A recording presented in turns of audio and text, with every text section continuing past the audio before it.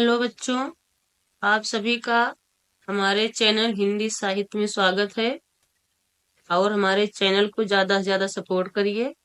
आज मैं आप लोगों को सूरदास के पद पढ़ाऊंगी जो कि बोर्ड एग्जाम की दृष्टि से अति महत्वपूर्ण है और इसी प्रकार से प्रश्न आएंगे।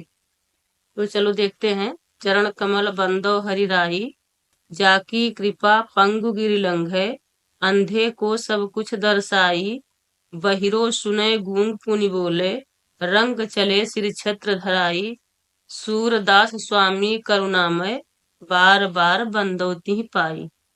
तो पहले मैं इसका अर्थ बता रही हूँ कि चरण कमल बंदो हरि राई। सूरदास जी कह रहे हैं कि मैं भगवान श्री कृष्ण के कमल रूपी चरणों की वंदना करता हूँ। जाकी कृपा पंगु गिरि लंघै, अंधे को सब कुछ दर्शाई। जिसकी कृपा से लंगड़ा व्यक्ति पर्वत को लांघ जाता है और अंधे को सब कुछ दिखाई देने लगता है। बहिरो सुने गूंग पुनि बोले, रंग चले सिर छत्र धराई।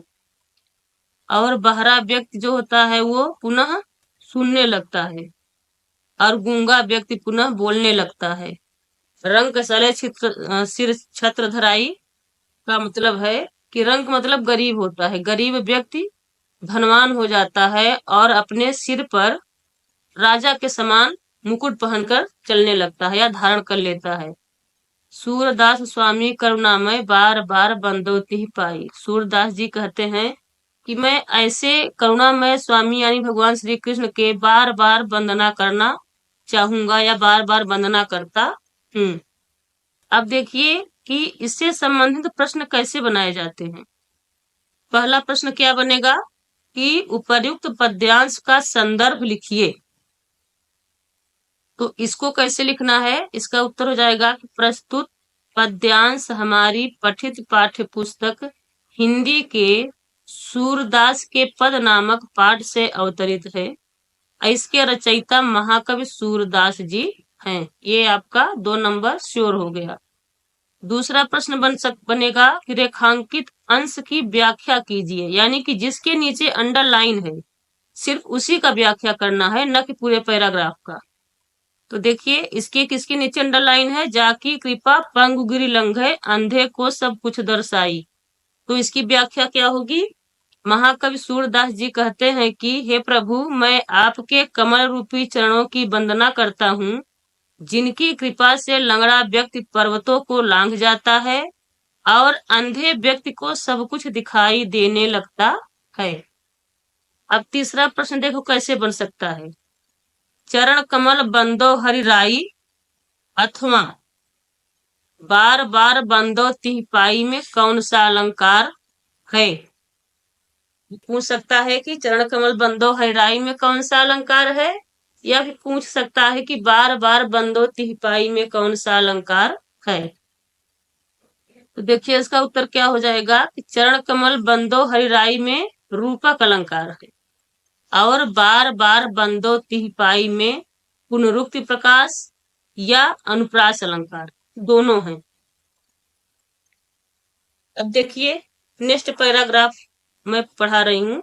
इसमें जो सूरदास के पद में जो मोस्ट इंपॉर्टेंट है, जो कि परीक्षा के दृष्टि से आने वाले हैं, मैं वही पढ़ा रही हूँ इस समय।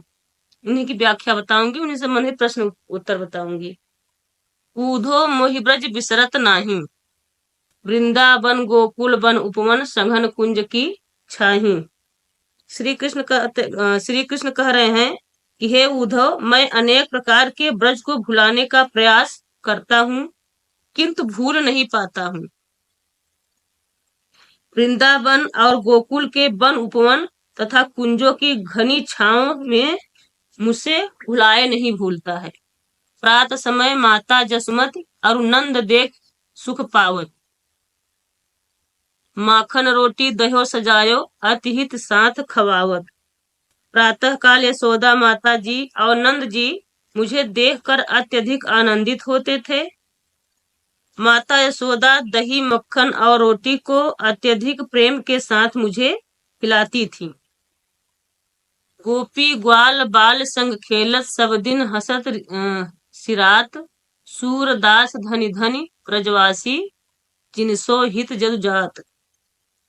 श्री कृष्ण कह रहे हैं कि हम गोपियों और ग्वालों के साथ विभिन्न प्रकार की क्रीड़ाएं यानी कि खेला खेलते थे, हर दिन हंसते और संतोष पाते थे।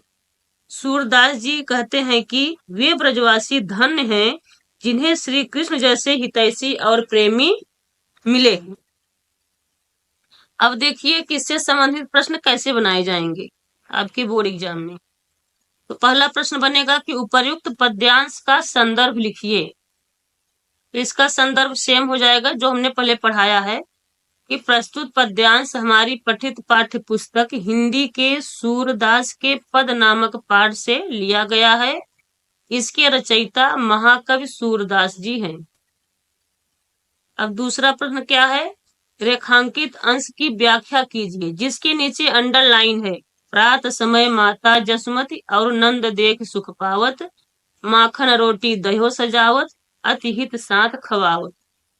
इसका उत्तर व्याख्या क्या हो जाएगा कि सूरदास जी लिखते हैं कि भगवान श्री कृष्ण कहते हैं कि प्रातः काल यशोदा माता और नंद जी मुझे देखकर अत्यधिक आनंदित होते थे। माता यशोदा दही मक्खन और रोटी को अत्यधिक प्रेम के साथ मुझे खिलाती थी। अब देखिए इसमें तीसरा प्रश्न कैसे बनाएंगे।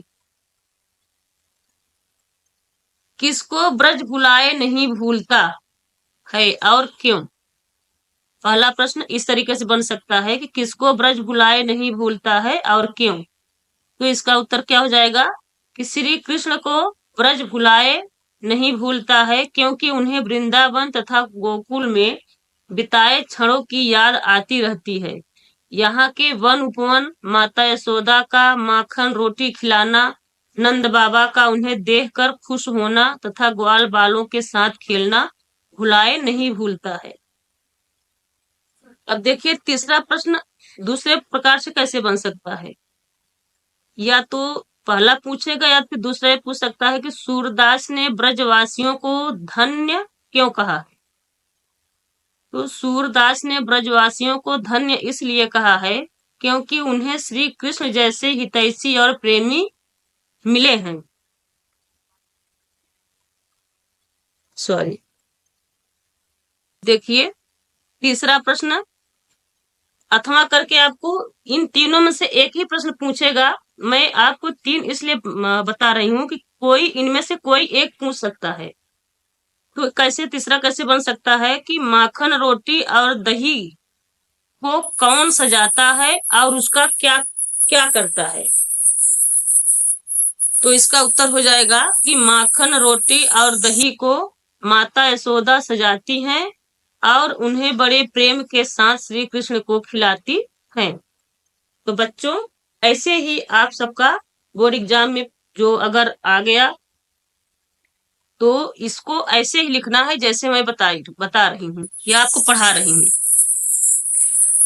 और मेरे चैनल को ज्यादा से ज्यादा सपोर्ट करिए, सब्सक्राइब करिए, लाइक करिए, कमेंट करिए और शेयर भी करिए। और सभी को आपके बोर्ड एग्जाम के लिए बेस्ट ऑफ लक। धन्यवाद।